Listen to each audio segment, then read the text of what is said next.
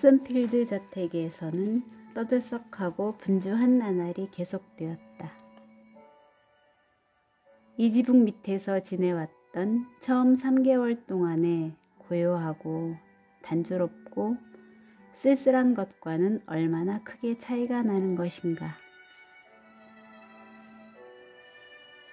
이 저택의 적막한 분위기는 지금은 완전히 가셔버리고 암울한 연상도 모두 잊혀졌다. 집안 전체가 발랄해져서 온종일 활발한 움직임에 넘쳐 있었다. 객실은 화창한 봄날의 푸른 하늘과 따사롭고 한적한 햇살에 마음이 풀린 손님들이 바깥에 나가 있는 동안을 제외하고는 조용하거나 인기척이 없을 때는 없었다. 날씨가 나빠져서 며칠 잇따라 비가 내리더라도 야외에서 즐기지 못하는 대신 실내에서 하는 놀이가 더욱 떠들썩하게 여러 가지 변화로 가득 찰 뿐이었다. 독자여, 나는 이미 로체스터시를 사랑하게 되었다고 말했었다. 다만 그가 나에게 주목을 하지 않게 되었다고 해서 여러 시간 동안이나 그와 함께 있는데도 단 한 번도 나에게 눈길을 주지 않는다고 해서 지나가다가 옷자락 끝이 나에게 스치는 것조차 싫어하는 사람, 어쩌다 그 어두운 빛깔의 거만한 눈이 문득 내게 멈춰지는 경우가 있더라도 볼 가치조차 없을 만큼 천한 존재이기나 한 것처럼 얼른 시선을 돌려버리는 그런 거만한 귀부인에게 그의 마음이 온통 사로잡혀 있는 것을 보았다고 해도 이제 나는 그를 사랑하지 않을 수 없게 되었다. 서로 그가 이제 곧 틀림없이 그 귀부인과 결혼할 것이라고 느꼈더라도 그녀에 대한 그의 의향에 관해서 자랑스러운 자신을 품고 있는 기색을 날마다 그녀에게서 볼 수 있다 해도 또 그에게서 한 시간마다 구애하는 태도를 볼 수가 있고 그것은 사랑을 요구한다기보다 요구하게 하는 듯한 자연스러운 언동이었지만 그런 자연스러운 언동이야말로 상대방의 마음을 사로잡는 데가 있고 자존심이 강한 태도 자체에 뿌리치기 어려운 매력이 있는 그런 태도를 보인다고 해도 나는 그를 사랑하지 않을 수 없었다. 이런 여러 가지 정황에는 비록 비탄을 빚어내는 일은 있을지 모르나 그렇다고 연정을 시키거나 아주 지워버리게 하는 것은 아무것도 없었다. 질투를 일으키게 하는 일도 많았으리라고 독자는 생각할 것이다.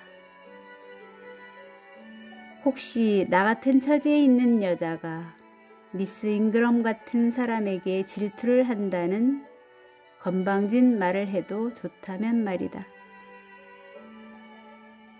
그러나 나는 질투하지 않았다. 또는 어쩌다 조금밖에는 질투하지 않았다. 내가 시달리고 있었던 고뇌의 성질은 그런 말을 가지고는 설명할 수가 없다. 미스 잉그럼은 질투할 만한 상대자가 못 되었다. 그녀는 그런 감정을 나에게 일게 하기에는 너무 품격이 낮은 여자였으니까 말이다.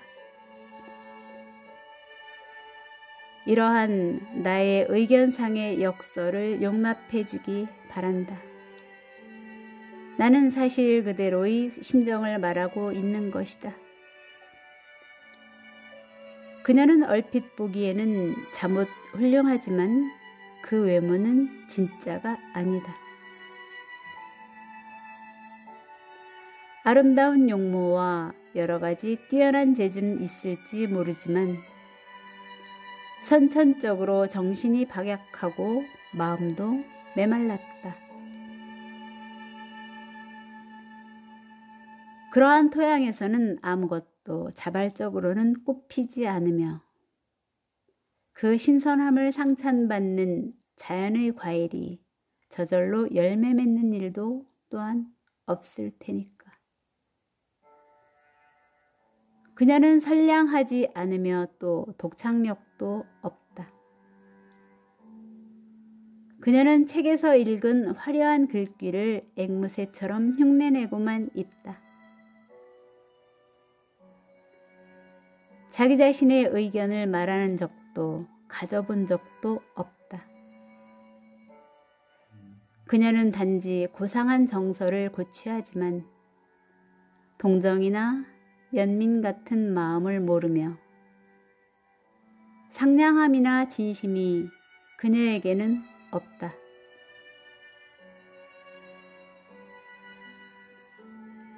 이런 점을 너무 자주 그녀가 드러낸 것은 어린 아델에 대해 품고 있는 그녀의 모멸감과 반감을 지나치게 노출시켰을 때였다. 어린 아델이 저도 모르게 다가왔을 때 오만한 말로 부르기도 하고 밀치기도 했으며 때로는 방에서 나가라고 윽박지르기도 했는데 그런 태도는 늘 쌀쌀맞고 호되었다. 나 말고 또 한 사람 그런 성격이 노출되는 것을 지켜보고 있는 세밀하고 날카롭게 빈틈없이 지켜보고 있는 사람이 있었다. 바로 장래의 신랑 로체스터 씨. 바로 그 사람이 그 여인을 쉴 새 없이 관찰하고 있었다. 그리고 이러한 그의 현명함과 조심스러움, 자기애인의 결점을 완전히 명료하게 꿰뚫어 보고 있다는 사실, 그녀에 대한 그의 감정에 이처럼 정렬이 분명히 결여되어 있다는 사실, 이런 데서 내 마음을 끊임없이 괴롭히는 번민이 솟아나는 것이었다. 그가 가문 때문에, 모르긴 하지만 정략적인 이유 때문에, 다시 말하면 그녀의 지위와 연줄 등이 유리함으로 그녀와 결혼을 하려 하고 있다는 것을 나는 알았다. 그가 그녀에게 사랑을 주고 있지 않다는 것을, 그녀의 성품이 그러한 귀중한 보물을 그로부터 차지하기엔 미흡하다는 것을 나는 짐작할 수 있었다. 이것이 중요한 점이었다. 여기에 내 신경이 자극을 받고 비탄에 쌓이게 되는 원인이 있었다. 여기에 내 열병이 낫지 못하고 도리어 악화되는 사정이 있었다. 그녀에게는 그를 사로잡을 만한 매력이 없었던 것이다. 만일 그녀가 대번의 승리를 거두고 그가 그녀의 매력에 져서 진심으로 그녀의 발밑에 몸을 내던졌다면, 만일 잉그럼 양이 정신력과 열의와 친절함과 양식을 두루 갖춘 선량하고 고상한 여성이었더라면, 그때야말로 나는 그녀와 결사적인 투쟁을 벌여 내 심장은 도려내어지고 뒤집혀서 나는 결국 그녀의 우월성을 깨닫고 그녀를 찬미했을 것이다. 그녀의 우월성이 절대적일수록 내 찬미도 크고 깊었을 것이다.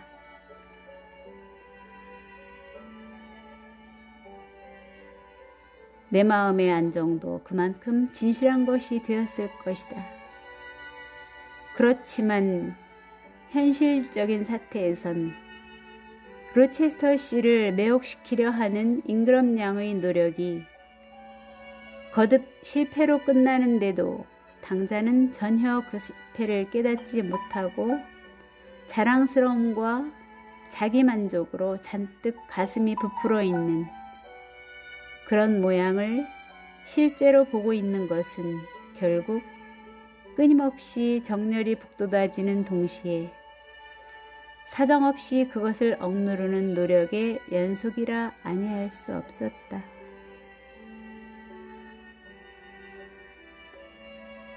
나는 속으로 저 아가씨는 그토록 그분에게 접근할 특권을 갖고 있는데 어찌하여 그분의 마음을 사로잡지 못할까?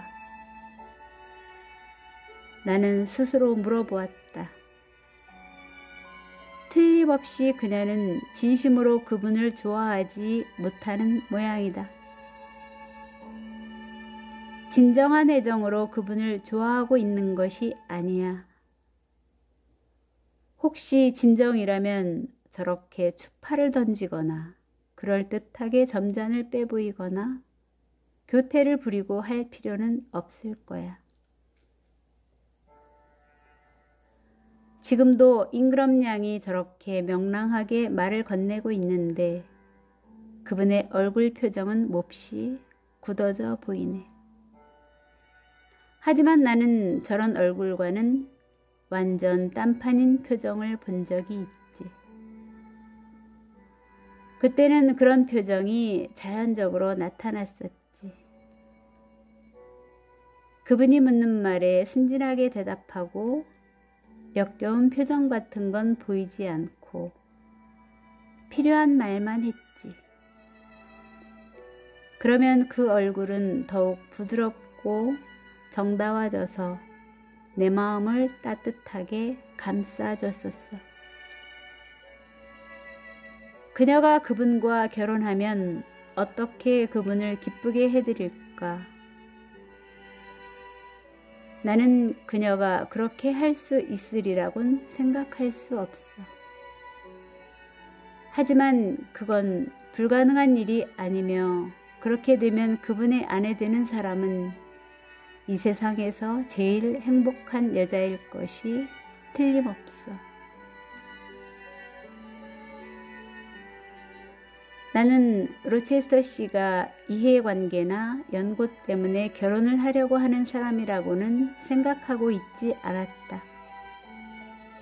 그러나 그 두 사람의 신분과 교육, 그리고 기타의 사실을 생각해 보면 볼수록 모름지기 어렸을 때부터 젖어 있었을 사고방식과 주의에 따라서 행동하는 데 대해 로체스터 씨나 잉그럼 양을 심판하거나 비난할 이유가 나에겐 없을 것 같이 생각되었다. 그 사람들의 계급은 모두 그런 주의를 취하고 있는 것이다.